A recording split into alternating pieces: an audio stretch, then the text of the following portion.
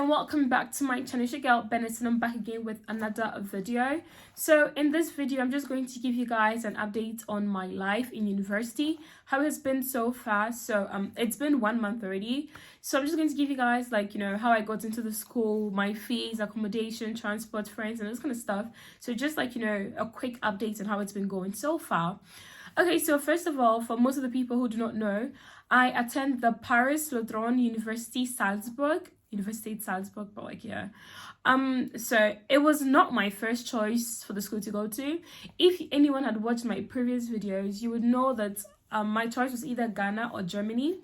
So when the Ghana option failed, I wanted to go to Ashesi, but then when that Ghana option didn't look likely, I decided the best option would be to go to Germany.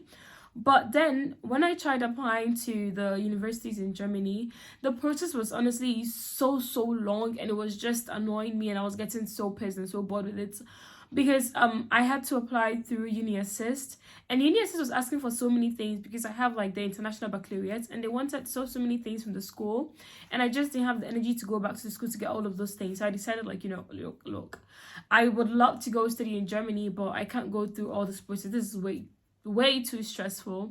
So I think a month or two before universities would officially open, I decided to just search for some university in Austria and then just go to it, because honestly I can't just stay home for another year and take another gap year. That'll be 2 years of gap year. So I was like, yeah, no, it'll be my best option to just find a school. So I just searched online, then I saw the Paris Ladron University Salzburg. So I was like, okay, let's just go add that to our many possibilities and options and see if we would get in there. So honestly, I applied to that school without any hope or anything, because I wasn't really that interested in it. It was just another university to go to. But I decided to apply for the course I would actually like to do, and not just any course. So I applied for biology. And when I applied on the site, they just told me to choose a day when I want to do a face-to-face admission. Then I was like, okay. So that was very different from the universities Uni Assist that I was trying to apply to in Germany, because that whole process was so long, and this one was so short, and all of a sudden it says face-to-face admission. So I just chose one of the last dates they had. So school starts in October, and I think their last date to register was on 15th September, and I chose the 30th, 31st of August. I can't really remember. So it was the last available dates they had in August, because I didn't really have any any hope for it, and I just go with the needed materials they wanted, which is basically my Austrian ID and my school living certificate and my health card. So I just went there, and then they took those things from me, looked through my international baccalaureate diploma, and then he just in less than 10 minutes he gave me a student ID, a welcome to Plus, and I'm like, thank you. So I just come out from the office. I'm like, wait, what? Just like that, I have a school already. I was actually excited, but then I realized I had another problem, because I had applied so late. I had to now think of accommodation, and I had not added that to my plans. So then I started applying to accommodations. I asked them, where can I apply to, and they gave me the sites I could go to apply, and I did apply. But unfortunately, I was 200 and something on the waiting list, so I'm still in the waiting list. I'm still waiting, so I still don't have an accommodation. And when I got my student ID, they told me I had to pay fees before I would actually get onto the school site. But it wasn't really fees, as I'm considered an Austrian student. I didn't really have to pay fees. I just had to pay the students' union, which was 21 euros 20 cents, and that is less than 250 cedis for an entire semester. That was the school fees I had to pay, 21 euros 20 cents. That's 210 cedis, 20 pesos. So yeah, basically that is what I had to pay as my school fees. But I think for international students it costs a bit more, and the last I checked, I think it was 360 something before you pay the 21.20 as an extra. So roughly 400 as an international student, and I think compared to other schools that is still not so much. And I think that was the positive aspect of me applying to an Austrian school, because if I had gone to Germany, I would have had to also pay as an international student the 360 whatever. But then in Germany, that 360 something also is for your transport card and then also the students union. So I don't know, maybe in a way that is like a plus plus. I guess you could, if you decide to calculate it, you could think of it as a plus. So like, yeah, that is it when it comes to the fees. And I mean, I'm still in that process. I've like, you know, made a few friends in school, and it's not that hard, like, you know. I mean, of course I'm studying in German, but I've been here long enough to be able to understand the German, so it's not like that difficult to get it or anything like that. And I've made a few friends, so I think the school has gotten better. But I don't know, for some reason I still kind of have that feeling every once in a while to transfer.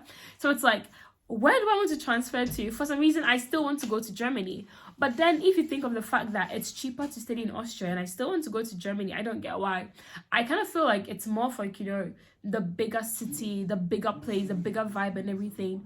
Austria is not very big, and Salzburg is not the largest city in Austria as well. So it's not big either. So it's like, you know, coming from Ghana, coming from Accra, where everywhere is lively, everywhere is big, and like there are people everywhere, and then you go to a place like Salzburg, or you come to a place like Austria, it's a huge difference, because it's very, very small. It's not big. So I guess that kind of, like, you know, kills my spirit a bit when it comes to going to school. And I have actually been searching online on how to transfer and things like that. I searched how to transfer to England, how to transfer to Canada, how to transfer to the US. But I realized if I do transfer to England, my fees are like 10,000 euros, because they're over 7,000 pounds, and that's a lot of money. Why go through that stress of paying that much money when I can get free education over here? So it's like, you know, I have to also sit down and balance a few things and actually see which one works for me. And right now, yeah, like 21 euros 20 cents, that's nothing. That's money you used to buy, like, I don't know, a jacket or something. That's really like, that even costs, I think a jacket costs even more than that. So yes, I think that is, like, you know, that was not so expensive. And yes, as I was saying before, I have gotten a few people that I can consider friends, who most are actually international, so they speak English, which is crazy because we are in an international school. I mean, no international school, I'm not even saying. So we are in a German school, so every course in the Plus is taught in German, which basically means that unless you're a master's student, every single bachelorette, what? Bachelorette, did I really just say bachelorette? Okay, yo.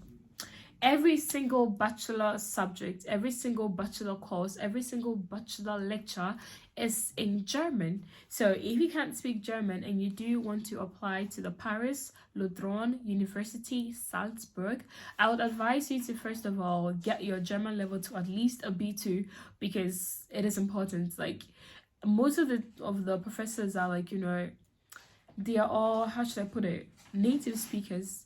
And even the foreigners speak like really, really good German, and they speak really, really fast. So even I who was a bit used to the whole language, it takes me a minute sometimes to get what you're saying in class. So like, yeah.